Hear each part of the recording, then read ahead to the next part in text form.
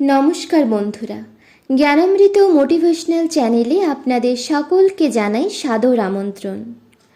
আমাদের এই চ্যানেলে আগের ভিডিও থেকে আমরা জেনেছি জগৎজননী দয়াময়ী শ্রী শ্রী মা শারদা বলছেন, জপ করে যাও, জপাত সিদ্ধি। সকাল সন্ধ্যা একটা নির্দিষ্ট সময় জপ করবে। কিন্তু বন্ধুরা, জপ করতে বসলাম আর মন জপে একাগ্র ও স্থির হয়ে গেল, এমনটা তো সহজে হয় না। জপ করতে বসলেই মনের মধ্যে নানা ধরনের চিন্তা এসে ভিড় জমায়। আজকের আমাদের আলোচনার বিষয় হলো এই নানা রকম চিন্তা থেকে মনকে মুক্ত করে কিভাবে জপে মন একাগ্র হবে। ভিডিওটা স্কিপ না করে শেষ পর্যন্ত দেখবেন। ভালো লাগলে অবশ্যই লাইক, কমেন্ট, শেয়ার করবেন। আর আপনি যদি এই চ্যানেলে নতুন হন তাহলে অবশ্যই চ্যানেলটিকে সাবস্ক্রাইব করবেন।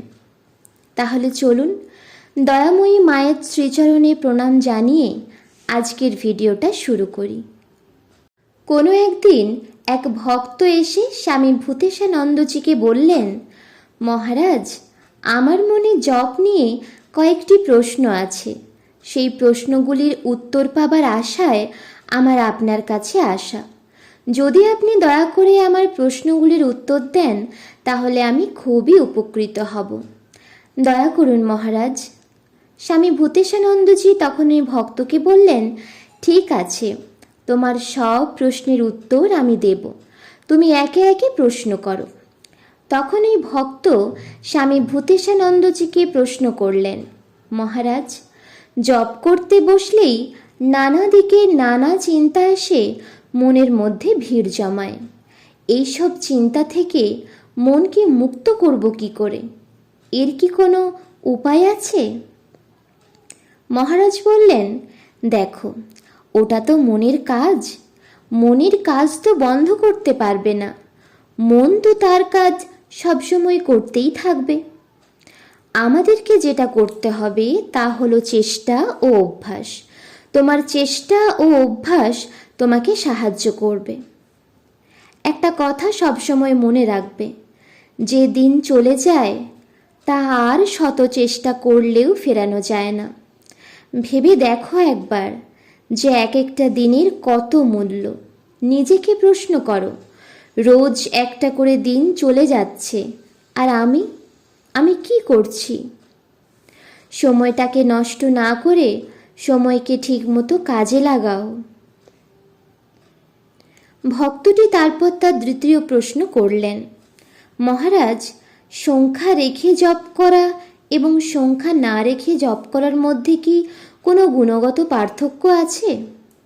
স্বামী ভূতেশানন্দজি উত্তরে বললেন, মানস জপ হলো শ্রেষ্ঠ জপ। যদি মন ঠিক না থাকে তাহলে করে সংখ্যা রেখে জপ করবে।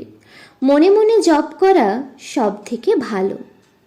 এরপর সেই ভক্তটি তৃতীয় প্রশ্নটি করলেন, বললেন, আচ্ছা মহারাজ, কাজ করতে করতে কি জপ করা যায়?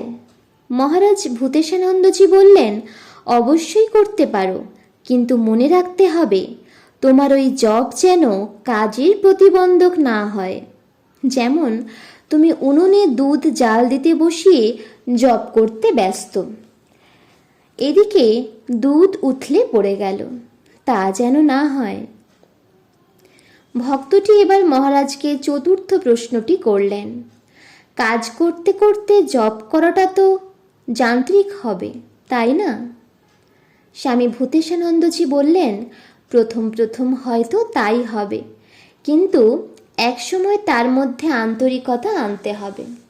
ভক্তটি এবার পঞ্চম প্রশ্নটি করলেন, যদি মন এমনিতেই ভগবানের দিকে থাকে তাও কি জপ করতে হবে?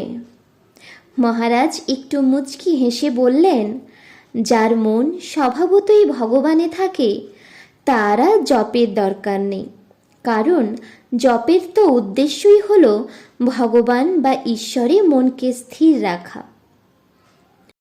ভক্তটি মহারাজকে বললেন, মহারাজ, আমার আরেকটি প্রশ্ন আছে। সেটি হলো, জপ করবার জন্য তো গুরুর আদেশ আসে, তাই না? মহারাজ ভূতেশানন্দজি বললেন, স্থান কাল পাত্র হিসেবে আদেশ। শীতল হাওয়া যখন বইছে তখন আর পাখার হাওয়ার কি দরকার? নিজের মনকে তলিয়ে দেখতে হবে।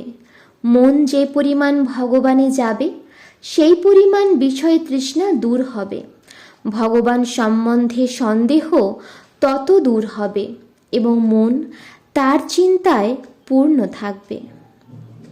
এই বলে স্বামী ভূতেশানন্দজি একটি খুব সুন্দর উপমা দিলেন। বললেন, একজন খাবার খেতে না পেয়ে যেমন তার মনে অশান্তি হয়, শরীর দুর্বল হয়ে পড়ে, আবার সে যখন খেতে পায় তখন তার মনে সন্তোষ হয়, শরীরে বল পায় আর খিদের কষ্টও দূর হয়। ঠিক তেমনি ঈশ্বরের শরণাপন্ন হলে, তার শরণ নিলে ভগবানের ভক্তি, তার স্বরূপ সম্বন্ধে নিঃসন্দিগ্ধ ধারণা আর বিষয়ের প্রতি বিতৃষ্ণা, এই তিনটি একসঙ্গে হয়। সেই ভক্ত তখন মহারাজকে বললেন, মহারাজ, আজ আমার খুবই আনন্দ হচ্ছে, আপনি আমার সব প্রশ্নের উত্তর দিচ্ছেন। তাহলে আরেকটি প্রশ্ন করি। মহারাজ বললেন, বেশ তো, করো। ভক্তটি তখন আবার মহারাজকে প্রশ্ন করলেন, যে যত বেশি জপ তপ করবে সেই কি তত বেশি প্রভুর কৃপা ও প্রভুর থেকে শক্তি পাবে? মহারাজ বললেন, দেখো, ভগবানের কৃপার কোনো শর্ত নেই, কোনো কিছুর বিনিময়ে তার কৃপা লাভ করা যায় না। তবে যত বেশি জপ তপ করবে সেক্ষেত্রে তত বেশি শক্তি কিন্তু পাওয়া যেতে পারে। ভক্তটি তখন বললেন, আচ্ছা মহারাজ, আমার শেষ প্রশ্নটি তাহলে করি। মহারাজ বললেন, বেশ, করো। তখন সেই ভক্তটি বলল, আচ্ছা, মন কি করে শুদ্ধ করা যায় মহারাজ?